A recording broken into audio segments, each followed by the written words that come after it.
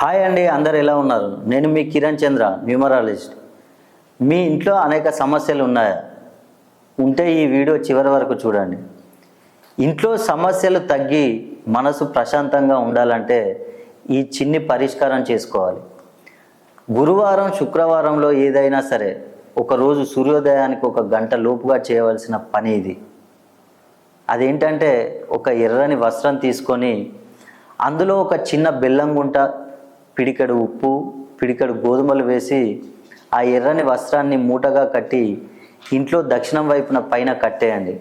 అలా చేయడం వల్ల మనసుకి ప్రశాంతత కలగడమే కాకుండా గృహంలో సమస్యలు, ఇబ్బందులు తొలగిపోతాయి. అలాగే ప్రతిరోజు ఇంటిని నీటితో తుడిచేటప్పుడు కొద్దిగా పప్పు వేసి తుడవడం వల్ల ఇంట్లో సమస్యలు తొలగిపోతాయి. మీ ఇంట్లో కనుక అనేక సమస్యలు ఉన్నట్టయితే మీ జన్మ జాతకాన్ని నాకు పంపించండి. మీ జన్మ కుండల్ని నేను పరిశీలన చేసి దానికి సంబంధించిన ఉచితంగా ఒక రత్నాన్ని మీకు అందిస్తాను.